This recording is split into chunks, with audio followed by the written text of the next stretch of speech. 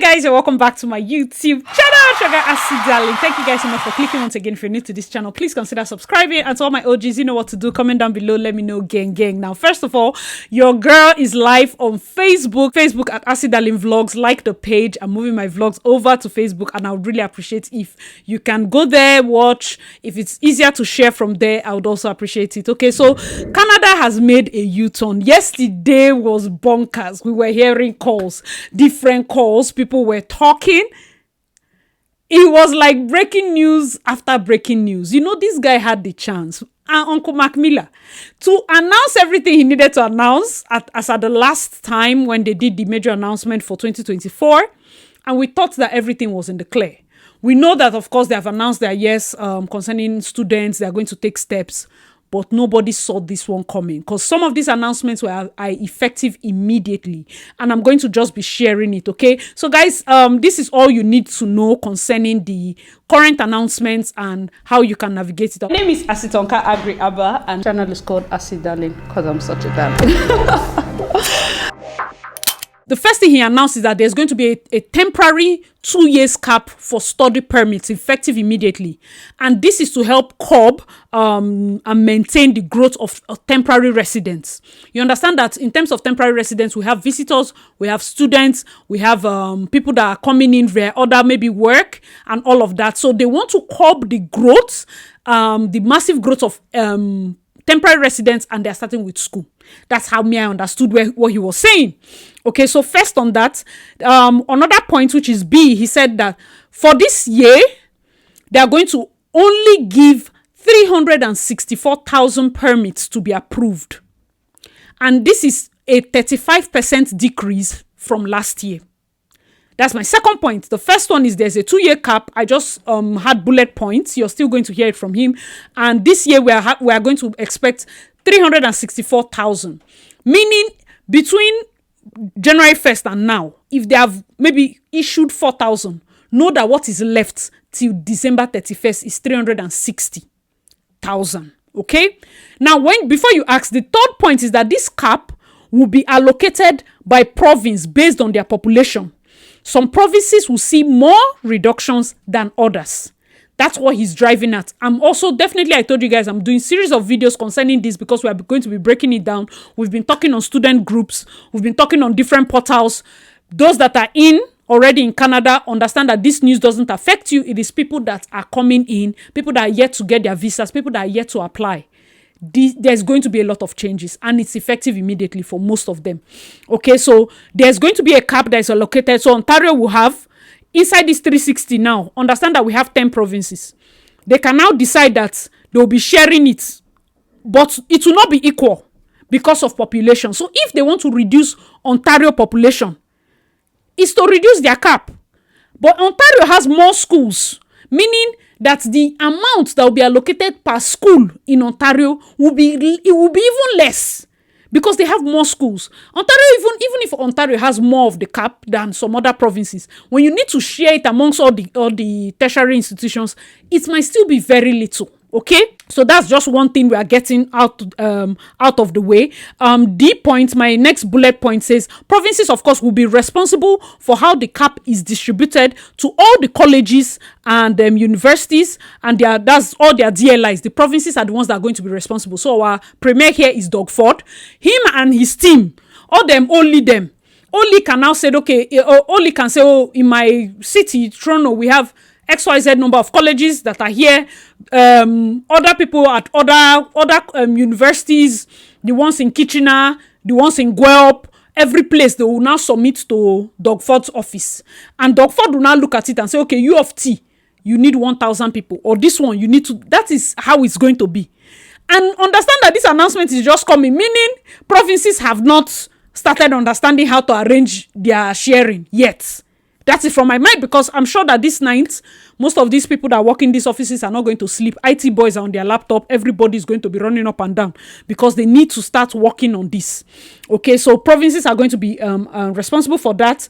The fifth bullet point I wrote here, he said that BC and Ontario have already had conversations with him, and they see his reasons, of course, to work on the influx of people. Understand that Vancouver, BC region, Ontario, Toronto region, They are very popular for people that are landing for both school and temporary residents like to go to those regions. So that's why I'm suspecting that if they're going to bite back in terms of the amount, if they're even having sense in terms of this distribution, they will give more quota to other provinces that they want to populate.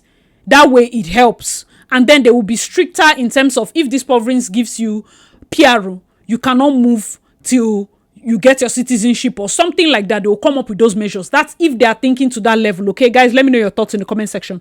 The 6th bullet point is effective immediately. Applicants must provide a provincial attestation with their study permit application. So if you have gotten or you are about to submit study permit application and you were waiting, right now, they will send it back to you if you try it without this provincial attestation. And let me also tell you that it's not yet ready. This provincial attestation, my friend was just telling me that I think Ontario zone will be ready in March or something like that. It's not yet ready, but just hold on.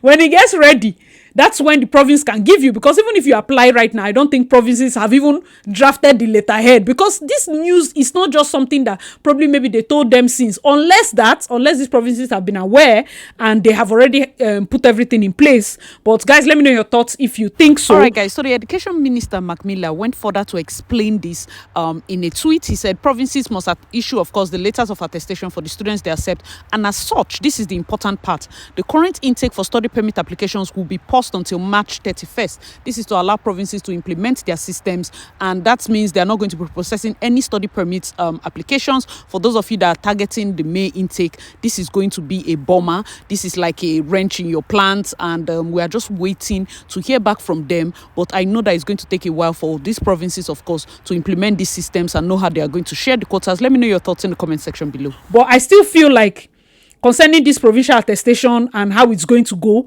it may take a little bit of time in terms of how long you will need to wait to get it before you do your study permit application.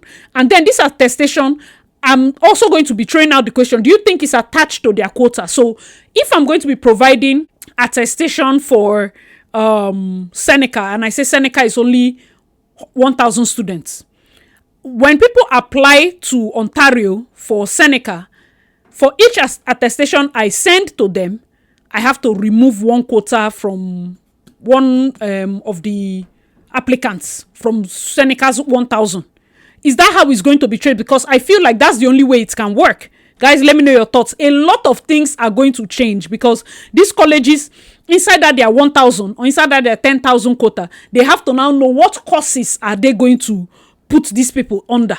Do you understand? Like, are we going to only hunt for people that are coming for the STEM courses? Are we going to only hunt for people that are coming for the expensive courses? I don't know how schools are sharing it. And of course, I'm going to be giving you guys all the details as it unfolds. So my next bullet point here, G, is the cap doesn't apply to students in graduate level, such as masters, doctorates, as they are the ones that Canada, like the minister said, those are the ones they are looking for. So if you're coming in for your master's or your PhD, understand that this cap doesn't affect you. So that will be a good one in terms of universities and the rest of them. Those that are providing master's program and doctoral programs, the cap is not affected. The next bullet point for me also here is elementary and secondary school level students study permits are exempted from this cap. So when I say elementary, I feel like those ones that have to do with people that came in with their kids, so it's not going to be affected.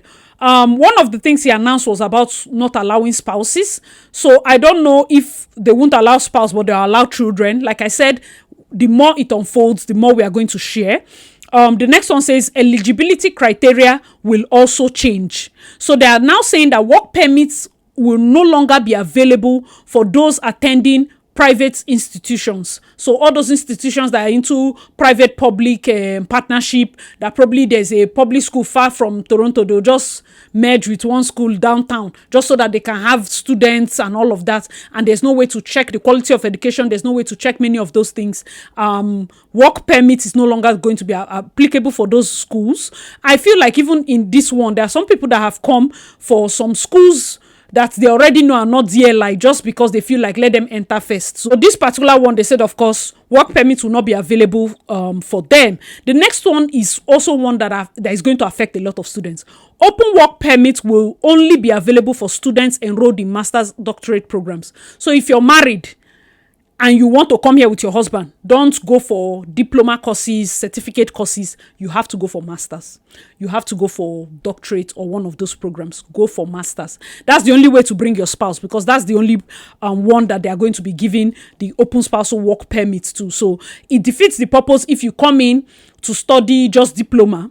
Let's say you study diploma. If you are not able to secure your PRO fast enough and include your spouse, you might not be able to bring the spouse, okay? So it now becomes tighter. Like I said, most of these things will keep unveiling themselves. As you know how Canada is, news comes almost every day. We never know. Today they say this, next tomorrow they'll make another announcement. So the next one I noted here is the cap doesn't apply to students within Canada that are looking to extend their studies. So if you're already here and you're doing a 1-year course and you want to do a 2nd-year course, this cap doesn't affect you. So don't be worried about that one. If you're already here, it doesn't affect you. The next point here is at the end of the year, the number of study permits to be given for 2025 will be reassessed. So this 364,000 that he said is for 2024. When they get to the end of this year, you know that towards the end of this year, they would have given the admission for January batch. That's one thing I forgot to tell you people. They are including in this 364 all the admission that they gave for January now. Is it not? Or am I missing something? Guys, let me know your thoughts. If after, towards the end of the year, of course, they would have given all the admission and visa, everything for the January semester and even some May.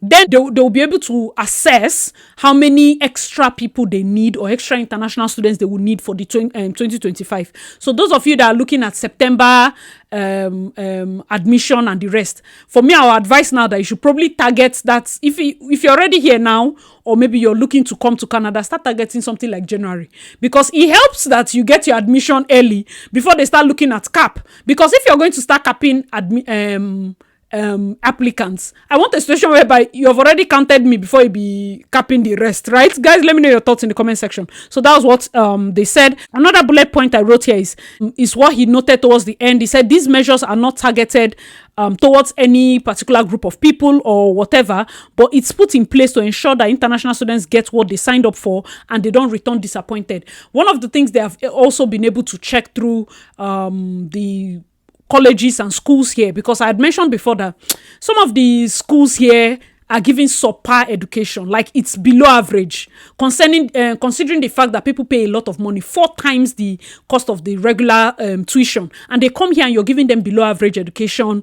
Things are not monitored. The classes, people are just copying. Some of the students they're admitting don't speak English. Like, how is their admission process? Like, you if you're in study groups or you're put into class groups with some of the students, you just know that you're doing all the work, because they not only do they not want to read, they don't want to do anything. And some people started using study permit routes as a way to bring cheap workers. Somebody confided in me and said there's some Indian companies that are paying students $12 per hour, $14 per hour. That is crazy. Minimum wage is 16.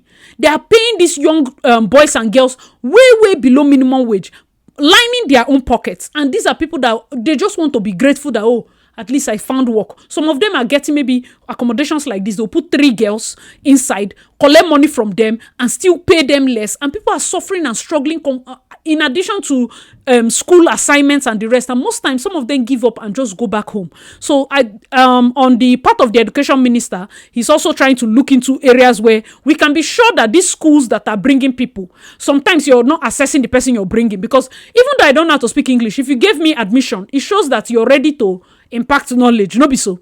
And I come here and I didn't get anything. It's just like a path to PR. There's nothing I got. And then when it's time for PR, I find out I can't even pass IELTS because I'm not speaking proper English. My points are low. People start panicking. There are lots of people that their study permits extensions or their PGWP will be expiring this year. And they're panicking because they've not even been able to get the proper IELTS score. And these schools brought them in. Do you understand? All right, guys, let me know your thoughts in the comment section below concerning all these announcements. Nigeria was on fire. I mean, with the exchange rate being what it is right now, Canadian dollar is like 1,065 or thereabout. 1,065. Let me give you context. When I paid my first school fees, it was 460. I think 468 or so.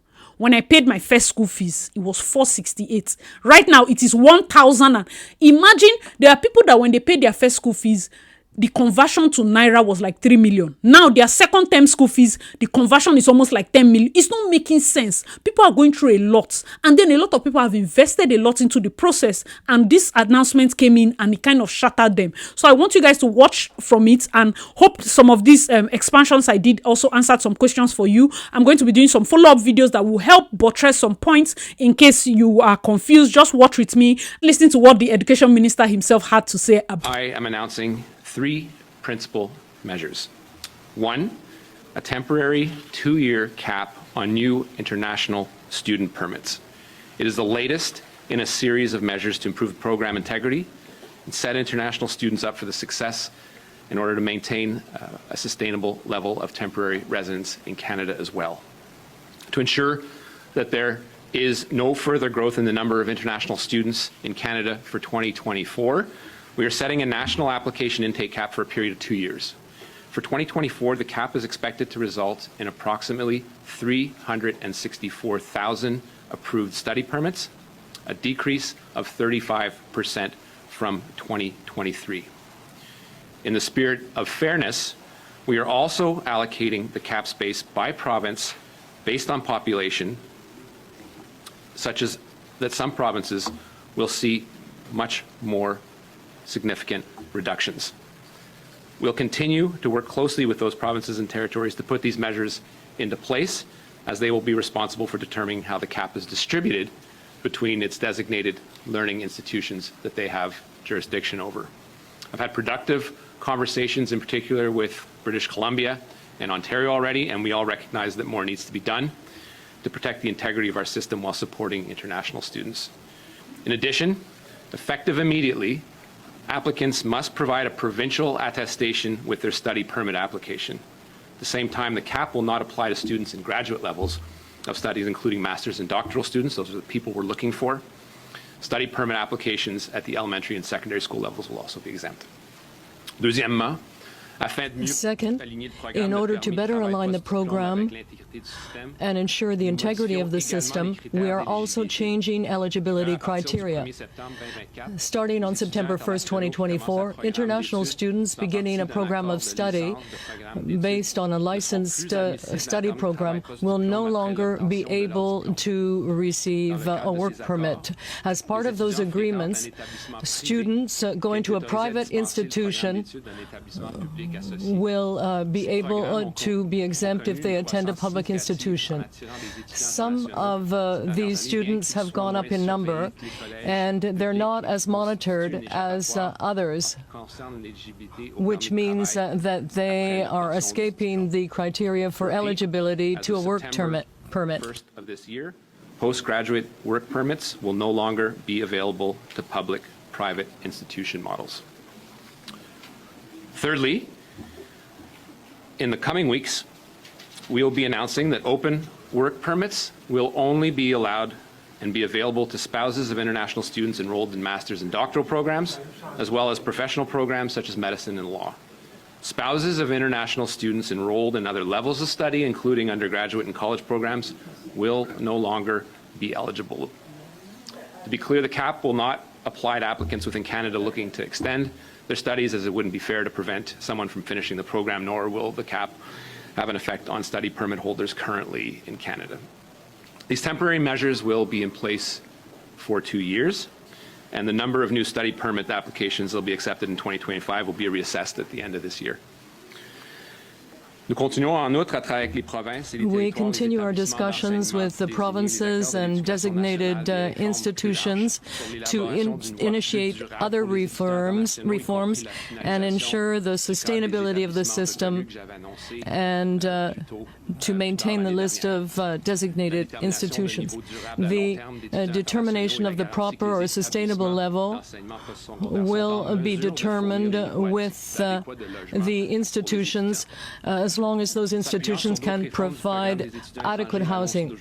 Today's announcement is intended to protect a system that is open to abuse and support sustainable demographic development in Canada. These measures are not against individual international students. They are to ensure that as future students arrive in Canada, they receive the quality of education that they signed up for and the hope that they were provided in their home countries. It would be a disservice to welcome international students in Canada knowing not all of them are getting the resources they need to succeed in Canada and having them return home disillusioned and disappointed in Canada's education system. Allowing bad actors to continue their operations would be a disservice to all the good institutions who pride themselves in providing a top-tier academic experience. All right, guys, let me know your thoughts in the comment section below. That was the Education Minister, Marc Miller, when he did his press conference today.